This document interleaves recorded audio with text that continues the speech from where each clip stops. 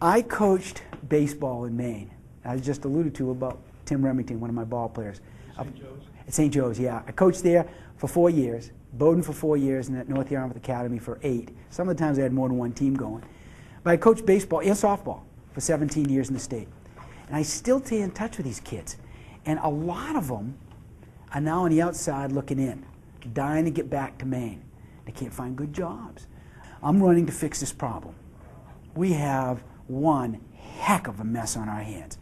And it takes somebody who's got courage, who's not looking at the next election, who understands how an economy works, understands our fiscal problems, and who wants to help. I have no other agenda. The people of Maine can handle the truth. You know, they deserve the truth. You're right. You're absolutely You think we can handle it? So what is the truth? The truth, Sharon, is that our politicians have so mismanaged this state government that we have one of the worst business climates in the country.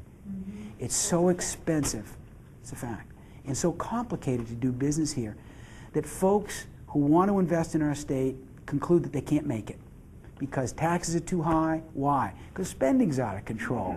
And our regulatory environment is so tough and it's so complicated to do business here. And the attitude in Augusta is that businesses are the enemy. They're not the enemy, they employ us. We should do everything we can to help them.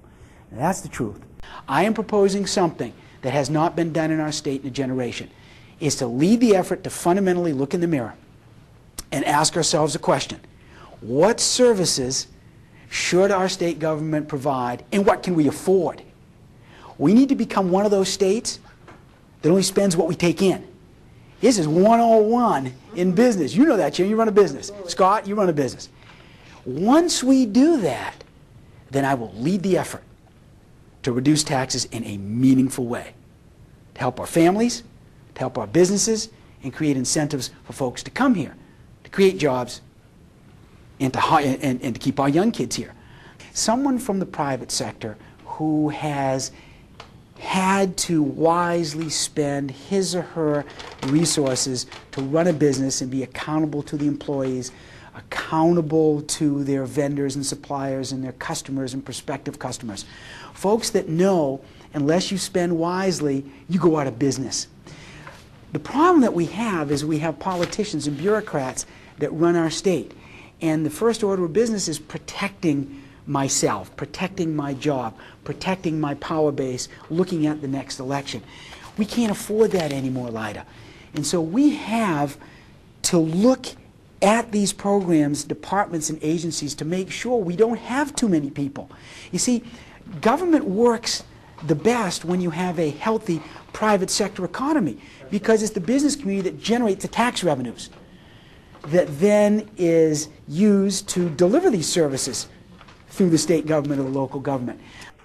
There are legislators on both sides of the fence, and the voters of Maine are looking to get behind someone who understands these issues, who is tough not looking at the next election, and who will do the right thing.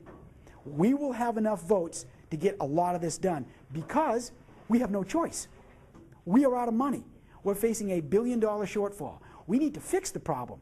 What the last legislature did and the last governor did was not fix the problem. They kicked the fiscal can down the street. They said, you know what we're going to do? We're going to trim here and trim there, and everybody 5, 6, 7, 8%. All the programs are intact. All the bureaucracy is still intact, but they got out of Dodge as quickly as they could, and they'll say, maybe it's going to be Poliquin that's going to try to fix it. That's his problem. The problem's bigger now. We need to look in the mirror and say, what programs should we provide and what can we afford? I will do that. And if I find there's partisan interest, as I said before, on either side, I'll go directly to the voters of Maine. If you're the governor, that's exactly what Reagan did. That is exactly what President Reagan did. Go directly to the voters. And boy, when the voters of Maine call their legislators and write them letters and put letters to the editor and send them emails, they jump. That's how we got to get this done. There's no other way to do it. But sometimes in a democracy or a representative republic, you walk to the edge and we are looking down into the abyss, change is affected. We're there. We are there right now. Who else is going to do this? Who's got the guts? We know what the problems are. We know what the solutions are. cannot be a politician. They won't do it. It's got to be someone who wants to fix the problem.